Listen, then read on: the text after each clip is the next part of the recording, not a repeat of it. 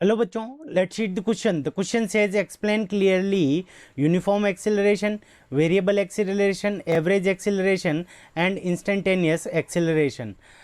And so that the instantaneous acceleration is the limiting value of the average acceleration. ठीक है बच्चों, सो इस question के अंदर हमें क्या करना है कि uniform acceleration, average acceleration, instantaneous acceleration और इन सभी की क्या करना है, इनको डिफाइन करना है क्लियरली।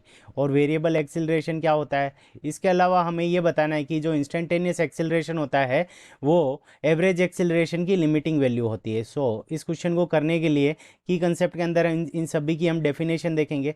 तो सबसे पहले अगर हम बात करें यूनिफॉर्म एक्सेलरेशन, ठीक है बच्चों, सो यूनिफॉर्म यूनिफॉर्म एक्सेलरेशन, ठीक है। सो यूनिफॉर्म एक्सेलरेशन क्या होता है हमारा, तो जब एक्सेलरेशन की वैल्यू क्या होनी चाहिए, यूनिफॉर्म का मतलब होता है कांस्टेंट, यानी इक्वल होनी चाहिए सभी टाइम इंटरवल के अंदर। सो सभी टाइम इंटरवल के अंदर अगर एक्सेलरेशन की वैल्यू कांस्टेंट है तो इस कंडीशन के अंदर हम क्या कह सकते हैं कि ए इज़ कांस्टेंट। तो ए की जो हमारी वैल्यू है वो क्या है, कांस्टेंट है through out the time interval. तो उस कंडीशन के अंदर हम क्या बोलेंगे कि एक्सेलरेशन क्या है, यूनिफॉर्म एक्सेलरेशन है। ठीक है बच्चों, अब बात करते हैं variable acceleration. So variable variable acceleration. अब वेरिएबल एक्सेलरेशन हमारा क्या होता है कि जब एक्सेलरेशन की जो वैल्यू है वो क्या हो, चेंज हो। ठीक है बच्चों, तो वेरिएबल एक्सेलरेशन की वैल्यू का मतलब क्या हो गया कि जब एक्सेलरेशन की वैल्यू हमारी क्या हो, चेंज हो, तो उस कंडीशन के अंदर क्या लिख देंगे हम, ए इज़ चेंजिंग। तो अब जो ए है वो हमारा कैसे भी चेंज हो सकता है, चाहे तो वो टाइम के साथ चेंज हो सकता है, चाहे तो वो वेलोसिटी के साथ चेंज हो सकता है।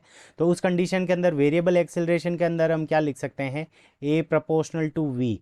वी यानी वेलोसिटी, तो एक्सेलरेशन वेलोसिटी के ऊपर डिपेंड कर रहा है, एक्सेलरेशन टाइम के ऊपर भी डिपेंड कर सकता है और एक्सेलरेशन हमारा डिस्प्लेसमेंट के ऊपर भी डिपेंड कर सकता है। तो किसी भी वैल्यू के अकॉर्डिंग अगर एक्सेलरेशन की वैल्यू अगर हमारी चेंज हो रही है तो उसको हम क्या करेंगे, वेरिएबल एक्सेलरेशन कहेंगे। ठीक है बच्चों, अब थर्ड नंबर हम बात करते हैं एवरेज एक्सेलरेशन की।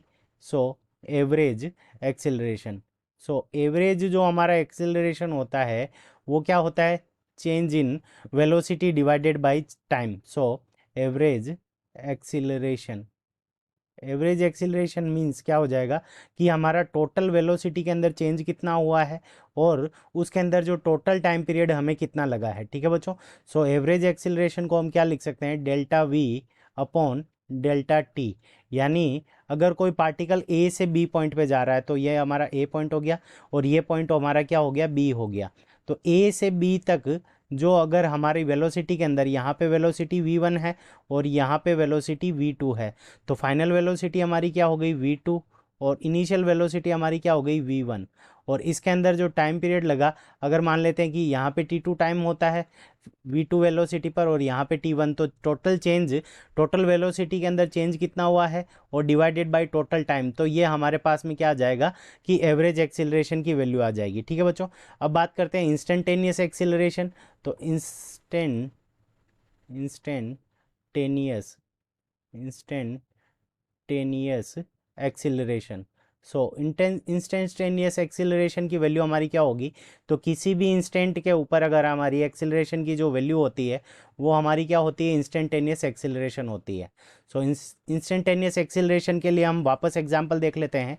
तो कोई पार्टिकल है हमारा यहाँ ए से बी तक जा रहा है। ठीक है बच्चों, सो उसने इनिशियल जो अपना मोशन स्टार्ट किया वो t1 टाइम पीरियड पे किया और इस कंडीशन के अंदर उसकी वेलोसिटी v1 है और यहाँ पे फाइनल जो t2 टाइम पे यहाँ पे पहुँचा और इस कंडीशन के अंदर जो हमारी वेलोसिटी है वो v2 है। तो किसी भी इंस्टेंट के अगर अगर हम बात करें कि यहाँ पे वैल्यू कितनी होगी वेलोसिटी की, तो उसको हम क्या कहेंगे, इंस्टेंटेनियस एक्सेलरेशन। तो यहाँ पे अगर हम टाइम पीरियड t ले लें तो इस कंडीशन के अंदर हम क्या लिख सकते हैं कि जो एवरेज एक्सेलरेशन होगा तो ए एवरेज।